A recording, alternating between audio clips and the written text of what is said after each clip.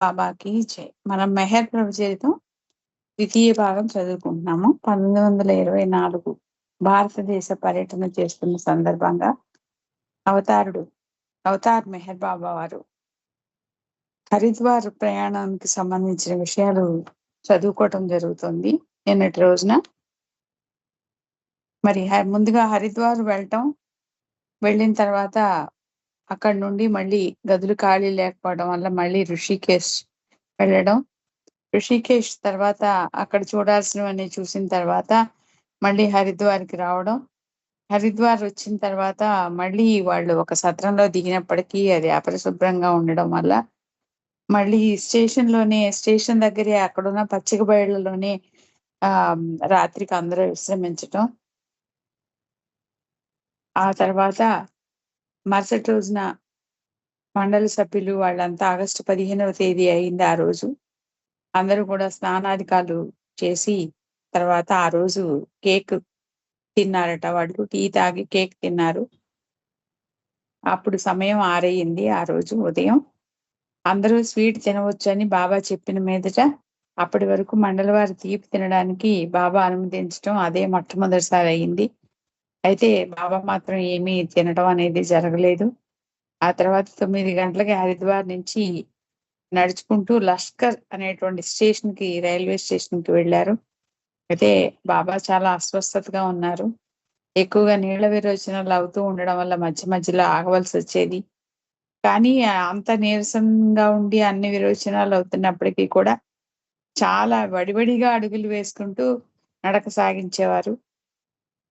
అట్లా 2 మైళ్ళు నడిచారు.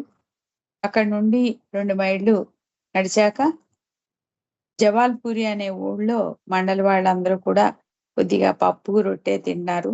ఆ తర్వాత విశ్రాంతి తీసుకోవాలని మండలి వాళ్ళకి అనిపించినా బాబా వెంటనే వాళ్ళని బయలుదేరి తీస్తారు అక్కడి నుంచి. ఒక పక్క ఎండ మాడుస్తోంది, బాగా ఎండ ఎక్కువగానే ఉంది. సామాన్లు బరువు దానికి తోడు ఒళ్ళంతా చెమటతో పాపం ఆ సామాన్లు మోసుకుంటూ ఆ పరుపు చుట్టలు, దుస్తులు, లాంతర్లు, గొడుగులు ఇవన్నీ కూడా మోసుకుంటూ మండలి సభ్యులు ఈ యాత్రలో చాలా కష్టపడాల్సి వచ్చింది. ఆయన బాబా ఆరోగ్యం కూడా మరి దానికి తోడు బాబా ఆరోగ్యం కూడా మెరుగుపడలేదు. వీళ్ళు ఇంత శ్రమ పడుతూ ఉన్నప్పటికీ కూడా బాబా వాళ్ళ దృష్టి అంతా కూడా బాబా ఆరోగ్యం మీదే ఉంది. అక్కడి వరకు నిన్న చదువుకోవడం జరిగింది. 2వ పేరా 710వ పేజీలో 2వ పేరా నుండి ఈ రోజు చదువుకోవాలి. అక్కడి నుంచి 10 మైళ్ళు నడిచారు. నడిచాక చివరిగా పత్రియే రైలు స్టేషన్ లో ఆగారు. ఆ దారిన హరిద్వార్ వెళుతున్న సాధువులు కొందరు అప్పుడే అక్కడికి చేరారు. వారి పాదాలకు బాబా నమస్కరించారు. దక్షిణగా కొంత చిల్లర ఇచ్చారు. వాళ్లలో ఒకతను రామ అంటున్నాడు, రామ అంటున్నాడు. బాబా అతని కేసి చూశారు. ఆ తర్వాత అతని గురించి మండలి వారికి చెప్తూ అతనిలో నిజాయితీ లేదు, అతని మనస్సంతా కూడా ఎవరు ఏం ఆహారం ఇస్తారు, ఏమి డబ్బులు ఇస్తారు అనే దాని మీదే ఉంది తప్ప నోటితో నామాన్ని జపిస్తున్న దేవుని మీద అతనికి ఏమాత్రం లేదు. కేవలం ఆహారం కోసమే అతను రామ అంటూ యాచిస్తున్నాడు, యాచకుడిగా అని చెప్తూ మనం ఎప్పుడైనా సరే భగవంతునికి చెందిన మనిషిగా జీవితం గడపాలి అని నిశ్చయించుకొని ఒక సన్యాస మార్గంలో నడవాలి అని అనుకుంటే నిజమైన సన్యాసిగా సన్మార్గంలో నడుచుకోమని బాబా అతనికి చెప్పారు. ఎవరైతే దేవుని మీద ధ్యాస లేకుండా కేవలం అందరూ ఇచ్చే ఆహారం మీద, డబ్బు మీదే ధ్యాస పెట్టి ఉన్నాడో అతనికి బాబా తెలియజేస్తారు, నువ్వు సన్యాసిగా సన్మార్గంలో అలా నడుచుకోవాలి, భగవంతుడికి చెందిన మనిషిగా జీవితం గడపాలని నువ్వు గనక అనుకుంటే సన్యాసిగా సన్మార్గంలో నడుచుకో అని చెప్పి అతనికి తెలియజేస్తారు. ఆ తర్వాత అక్కడ ఉన్నటువంటి ఒక సాధువుకి అరికాల్లో ఒక పెద్ద ముళ్ళు గుచ్చుకొని కుంటుకుంటూ వస్తాడు. పాద్రి ఆ ముళ్ళును తీసి ఆ చోటంతా శుభ్రం చేసి మందు వేసి పట్టీ కడతాడు. ఆ సాధువులందరికీ తీయనైనటువంటి కేక్స్ పెడతారు మండలి. ఆ మర్నాడు అంటే ఆగస్టు 16వ తేదీ ఉదయం కూడా బాబాకి మళ్ళీ ఒంట్లో బాలేదు. మళ్ళీ నీళ్ల విరోచనాలు చాలా సార్లు అవుతూనే ఉన్నాయి. దాని అంత క్రితం రోజు కూడా నిద్ర లేదు. ఆ పరిస్థితి వల్ల నీళ్ళ విరోచనాల వల్ల నిద్ర లేకపోవడం వల్ల కొంచెం చికాకుగా ఉన్నవారు బాబా. అయితే గుస్తాజీ, బెహరంజీ పాద్రీలు మాత్రం ఉదయాన్నే లేచి స్నానాధికాలు ముగించుకొని 5 గంటలకల్లా మళ్ళీ పాదయాత్రకు సిద్ధమైపోయారు.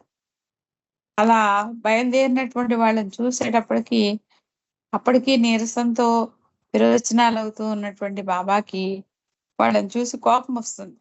కోపమొచ్చి వాళ్ళ మీద మండిపడుతూ వాళ్ళని ఈ రకంగా అంటారు. మీరు ముగ్గురు స్వార్థపరులు. నా గురించి కానీ, నా ఆరోగ్యం గురించి కానీ మీకు పట్టటం లేదు. నా గురించి మీ హృదయాల్లో ఎలాంటి భావన లేదు. విరోచనాలతో నేను బాధపడుతుంటే మీరు రాత్రంతా హాయిగా నిద్రపోయారు. మీలో ఒక్కరు కూడా నాకు సహాయం చేయడానికి నిద్ర లేవలేదు.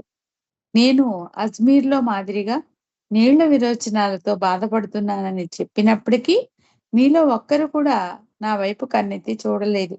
సరికదా? గాఢ నిద్రపోయారు. మీలో ఒక్కడికి కూడా నా గురించి ఆలోచనే లేదు అని కోపంతో మండిపడుతూ వాడి దగ్గర అంటారు బాబా. ఎందుకు అలా చెప్తున్నారో తర్వాత ఇంకా తెలియజేస్తూ, నీ తోటివారు బాధపడుతుంటే అతన్నలా బాధకి వదిలేసి, మీరు అదే పనిగా సుఖంగా నిద్రపోండి అని ఏ పుస్తకాల్లో అయినా రాసి ఉందా అని కూడా నిలదీస్తారు. తనను తాను నిందించుకుంటూ మళ్ళీ అలా వాళ్ళని ఆగ్రహంతో నిలదీస్తూనే మళ్ళీ తనలో తానే బాబా తననే నిందించుకుంటూ అయినా తప్పు నాదనాలి. నేను స్వార్థపరుణ్ణే. నా గర్వం అణిచే సాధువుల కోసం వెతుకుతూ భారతదేశమంతా తిరుగుతున్నాను అన్నారు. పాద్రికి బాబా తీరు చాలా ఇబ్బందిని కలిగించింది. తన పట్ల బాబా చాలా అన్యాయంగా వ్యవహరిస్తున్నారని అన్నాడు. పాద్రికి తన మనసులోని బాధను వెళ్ళగక్కేందుకు అవకాశమిస్తూ బాబా అతని వాదన వింటూ ఏమీ మాట్లాడకుండా తెల్లవారుజామున 5:45 అయ్యేసరికి పాదయాత్ర మొదలుపెట్టారు. 4 మైళ్ళు నడిచిన తర్వాత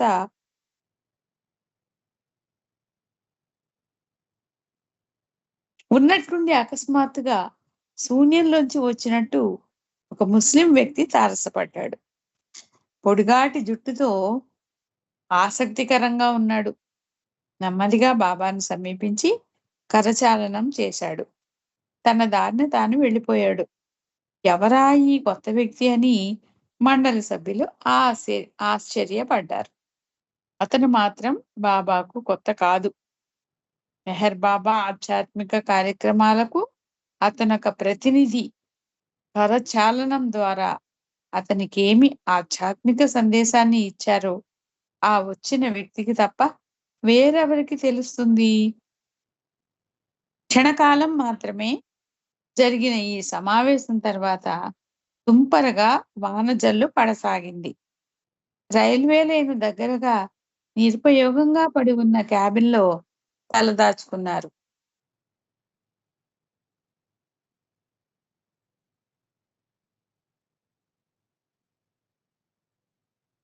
బాబా తప్ప మిగిలిన వారందరూ అక్కడే పలహారం చేసి వాన తగ్గాక మళ్ళీ కాలినడక ప్రారంభించారు. చాలా దూరం నడిచాక ఎంతో మనోహరంగా ఉన్న ఒక స్వచ్ఛమైన మంచినీటి కాలువ కనబడింది. ఆ నీళ్లతో ముఖం కడుక్కున్నారు. కాసేపు సేద తీరారు. చాలా రోజులుగా బాబా నిండైన ఎలాంటి ఆహార పదార్థాన్ని తీసుకోలేదు. అంటే పూర్తి సమృద్ధిగా ఉండేటువంటి అన్నం, పప్పు, కూర ఇలాంటివేమీ కూడా తీసుకోవట్లేదు. పూర్తి ఆహారాన్ని, సంపూర్ణ ఆహారాన్ని తీసుకోవట్లేదు. ఆయనకు తెల్లటి జిగట విరోచనాలవుతున్నాయి. తరచూ కడుపులో నొప్పి వచ్చేది. జ్వరం కూడా వస్తున్నది. దూరంగా కొంతమంది పిల్లలు గొర్రెలను మేపుతుంటే చూసి బాబా వారి దగ్గర తినడానికి ఏమైనా ఉందేమో అడగమన్నారు పాద్రీని. ఒక పిల్లవాడు తన దగ్గర కొన్ని చపాతీలు, మిరపకాయ పచ్చడి ఉన్నాయన్నారు.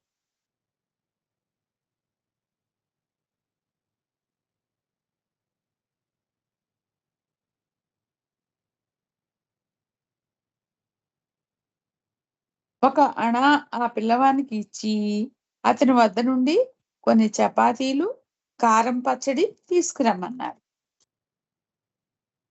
బాబా, బాబా అప్పుడు అడుగుతారు వాళ్ళు. బాబా, నీకు విరోచనాలవుతున్నాయి. కారం చట్నీ నీవు తినకూడదు కదా! దానివల్ల నీకు విరోచనాలు మరింత ఎక్కువవుతాయి అని పాద్రి అంటాడు. దానికి బదులుగా బాబా, నీకేం తెలుసు? పైగా నా విరోచనాలకు ఆ పచ్చడి విరుగుడు మందు అని అన్నారు. నోరెత్తలేక ఇష్టం లేకుండానే పాద్రి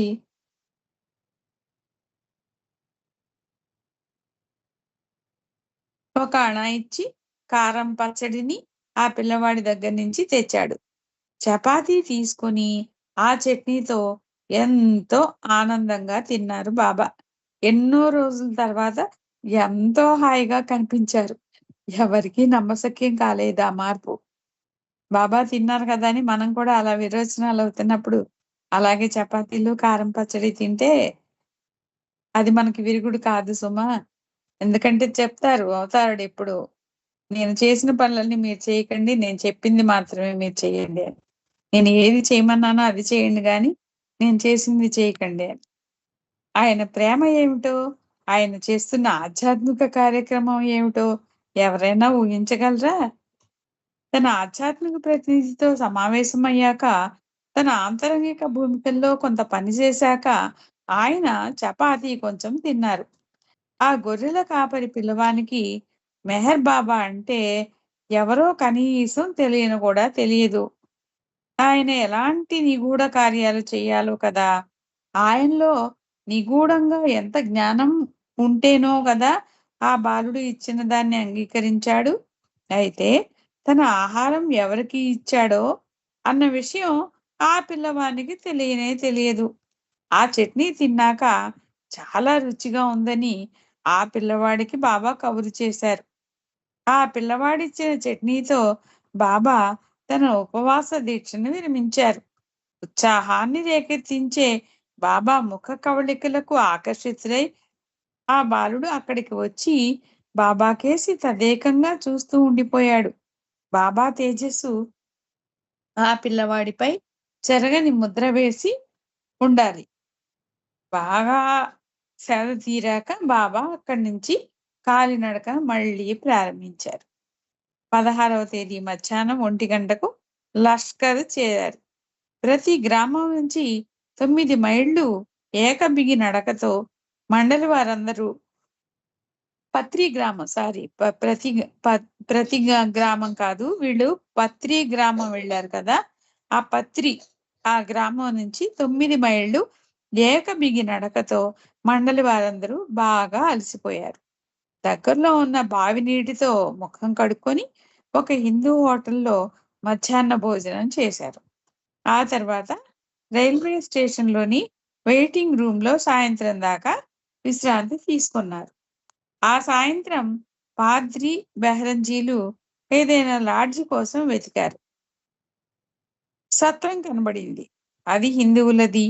సత్రం మేనేజరు వీళ్ళకేసి అనుమానంగా చూశాడు. మీరు ఏ మతస్థులు? మీరు చూడడానికి హిందువులుగా లేరే అని ప్రశ్నించాడు. మేము జొరాస్ట్రియన్ మతస్థులమి అన్నాడు పాద్రి. జొరాస్ట్రియన్లా? నేను ఎప్పుడూ అలాంటి మతం గురించి వినలేదే అన్నాడతను. అంటూ అబ్బే! మీకు మా సత్రంలో బస ఇవ్వలేం అని ఖరాఖండిగా చెప్పేశాడు. జొరాస్ట్రియన్లు అంటే ఎవరో పాద్రి వివరించబోయాడు. అతని మాటలకి అడ్డం తగులుతూ నిజం చెప్పండి. మీరు హిందువులా? ముస్లింలా? అని నిలదీశాడు ఆ మేనేజరు. మేము ఆ రెండూ కాదు. మేము జొరాస్ట్రియన్ మతస్థులం అని పాద్రి బదులు పలికాడు. తన చొక్కా ఎత్తి నడుం చుట్టూ ఉన్న దారపు తాడును ఆ మేనేజర్కు చూపించాడు. పాద్రి ముస్లిం మతస్థుడై తనని ఇబ్బంది పెడతాడేమోనని మేనేజర్ భావించాడు.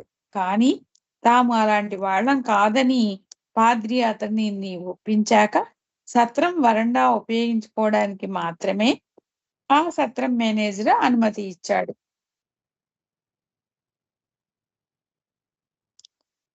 ఆ సత్రం రిజిస్టర్‌లో సంతకం చేయమంటే ఫర్దూన్ నౌరోజీ డ్రైవర్ అని పాద్రి సంతకం చేశాడు. అలాగే బెహ్రంజీ బెహ్రం ఫర్దూన్ ఇరానీ అని సంతకం చేశాడు. అయితే ఇండియాలో తండ్రి పేరును మధ్యలో రాయడం ఆనవాయితీగా భావించి ఆ మేనేజర్ తేరిపార పాద్రికేసి చూసి నీవు ఇతని తండ్రివా అని అడిగాడు. పాద్రికి నవ్వు ఆగలేదు. నేను ఇతని కన్నా చిన్నవాడిని, తండ్రిని ఎలా అవుతాను అన్నాడు. మెహర్ బాబా సత్రం వరండాలోనే పడుకుందాం అనుకున్నారు. కానీ ప్రక్కనే ఉన్న మురికి గుంట వాసన భరించలేక తక్షణం అక్కడి నుంచి వెళ్ళిపోదాం అన్నారు. రైల్వే స్టేషన్ వెయిటింగ్ రూమ్ లో 2 రోజులు ఉండడానికి అనుమతి ఇస్తారేమో కనుక్కోమని బాబా పాద్రిని పంపారు. స్టేషన్ లో ఒక పార్సీ పనిచేస్తున్నాడు. పాద్రి వెళ్ళి స్టేషన్ మాస్టర్ని కలుసుకోగా స్టేషన్ మాస్టర్ పాద్రిని అక్కడ పనిచేస్తున్న పార్సీ దగ్గరకు పంపాడు. కానీ అతడు పాద్రిని చూసి నీవు జొరాస్ట్రియన్ కాదు పొమ్మన్నాడు. తాము నలుగురు ముంబాయి నుంచి వచ్చిన జొరాస్ట్రియన్లమని తన నడుంకు కట్టిన దారపు కుస్తీ చూపినా కూడా ఆ పార్సీ వ్యక్తి పాద్రిని జొరాస్ట్రియన్ అని నమ్మలేదు. జొరాస్ట్రియన్లైతే హరిద్వార్కు ఎందుకు వెళ్ళారు? ముంబైలోని ప్రతి వ్యక్తి పార్సీ కాదు అని ఎదురు ప్రశ్న వేశాడు.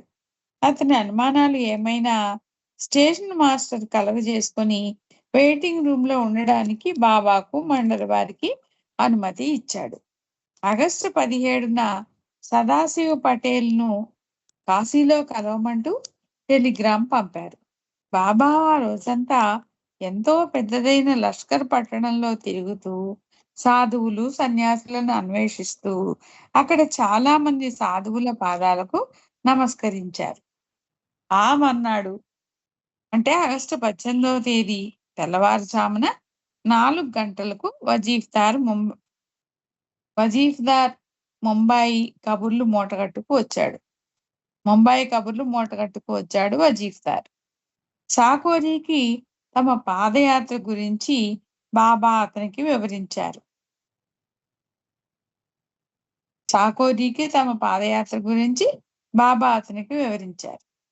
సాధువులు సన్యాసులను వెతుక్కుంటూ కాలినడకన సాకోరి వెళదామా?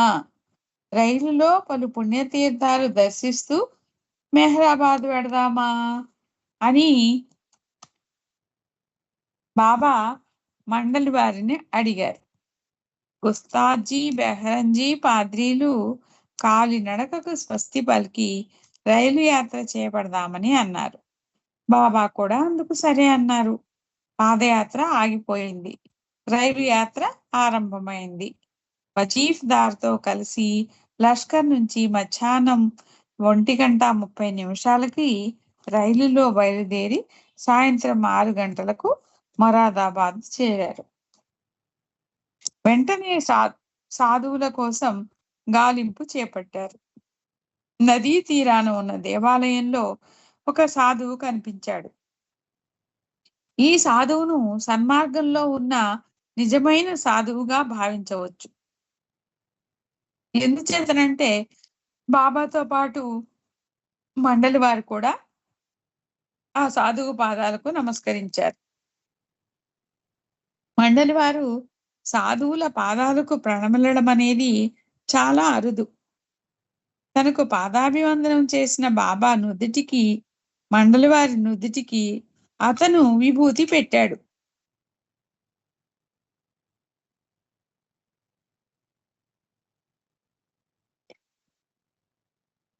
గుడి నుంచి వస్తుంటే వేప చెట్టు క్రింద ఒక మస్తు కనిపించాడు. భగవత్ ప్రేమ మత్తులో మునిగి ఉన్న ఈ మస్తు గత 4 సంవత్సరాలుగా ఆ వేప చెట్టు క్రింద నుంచి కదలకుండా అలాగే ఉన్నాడని స్థానికులు చెప్పారు. అతను మళ్ళిన భూయిష్టమైన చెత్తలో కూర్చున్నాడు. దిగంబరంగా ఉన్నాడు. అతని అలవాట్లు చాలా విలక్షణమైనవి. ఎక్కడ కూర్చున్నాడో అక్కడే మల విసర్జన చేస్తాడు. ఆ మలాన్ని తన భుజాలకు రాసుకుంటాడు. చేతుల్ని శుభ్రం చేయడానికని ఈతాకుల చాపకు రుద్దుతాడు. బాబా అతనికి స్నానం చేయించాలనుకున్నారు. అతను ఒప్పుకోలేదు. ఈ మస్తుకి ఐస్ క్రీం అంటే చాలా ఇష్టమని తెలుసుకొని బాబా ఐస్ క్రీం తెప్పించి తినిపించారు. ఆ మస్తు ఇంకా ఐస్ క్రీం అడిగితే ఇప్పించమని చెప్పి హోటల్ వాని చేతికి 5 రూపాయలు ఇచ్చి అక్కడి నుంచి బయలుదేరారు. బాబా తన మండలితో అక్కడ రైల్వే ప్లాట్ఫారంపై పడుకొని ఆగస్టు 19న రైల్లో భోపాల్కు బయలుదేరారు. లక్నోలో రైలు మారారు. బాబా ఆరోగ్యం కుదుటపడలేదు. విరోచనాలు, వాంతులు అవుతూనే ఉన్నాయి. పాద్రీని కాశీ పంపి అక్కడకు వచ్చిన సదాశివ పటేల్తో కలిసి బరోడా వెళ్ళమన్నారు. అక్కడ అందరూ సమావేశమవుదామని బాబా చెప్పారు. ఆగస్టు 20వ తేదీన సాయంత్రానికి బాబా మండలి భోపాల్ చేరారు. అక్కడ కూడా బాబా సాధువుల కోసం వెతికి వారి పాదాలకు ప్రణమిల్లారు. అహ్మద్ నగర్ నుంచి ఆది వచ్చాడు. ఇహ యాత్రలు చాలించి మెహరాబాద్కు తిరిగి రమ్మని బాబాను బ్రతిమిలాడాడు. బాబా ఎలాంటి ఖచ్చితమైన సమాధానం ఇవ్వలేదు. ఆ సాయంత్రం రట్లాంకి బయలుదేరారు. తమతో పాటు రావడానికి ఆదికి కూడా అనుమతి ఇచ్చారు. బెహరంజీని బరోడా ముందుగా పంపి తమ రాక కోసం అన్ని ఏర్పాట్లు చేయమని ఆదేశించారు. రట్లాం చేరేసరికి ఉదయం అయింది. ఆ రోజు 22వ తేదీ. రైలు ప్రయాణంలో బాబా ఆరోగ్యం బాగా దెబ్బతింది. దాంతో స్వస్థత చిక్కే వరకు ఒక 2 రోజులు బరోడాలో ఉండాలని నిర్ణయించారు. ఆ ఊరంతా తిరిగి సాధువుల్ని కలిసి వాళ్ళ పాదాలకు నమస్కరించారు. రాత్రి 8 గంటలకు బరోడా చేరారు. అక్కడ పాద్రి, సదాశివ్, బెహ్రంజీలను కలిశారు. ఆదిని అహ్మద్ నగర్ వాపస్ వెళ్ళమని బాబా ఆదేశించారు. గుజరాత్ హిందూ లాడ్జీలో బాబాకు మండలి వారికి బస ఏర్పాటు చేశాడు బెహ్రంజీ. మౌంట్ ఆబూ దాకా పర్యటించాక మన యాత్ర ముగుస్తుంది. అక్కడ నుంచి మెహరాబాద్ తిరిగి వెళ్ళి అక్కడనే స్థిరపడతాం అన్నారు బాబా. మండలి వారు ఎంతో సంతోషించారు. గత 3 వారాలుగా వాళ్ళు ఎంతో అలసిపోయారు. బాబా ఈ నిర్ణయం తీసుకోవడంలో బయటకు చెప్పనటువంటి విషయం ఏమంటే వారితో తెచ్చిన డబ్బు దాదాపు ఖర్చయిపోయింది.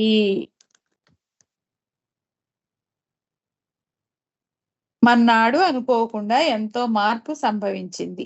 ఎండవేడిమి ఎక్కువగా ఉన్నా కూడా బాబా మండలి వారు బరోడాలోని దర్శనీయ ప్రదేశాలు చూడడానికై బయలుదేరారు. మహారాజ ప్రసాదం, మ్యూజియం, ఆర్ట్ గ్యాలరీ, ఇతర పర్యాటక ప్రదేశాలు సందర్శించారు. అవతార్ మెహర్ బాబా కీ జై. అవతార్ మెహర్ బాబా కీ జై. అవతార్ మెహర్ బాబా కీ జై. 715వ పేజీ 2 పేరాలు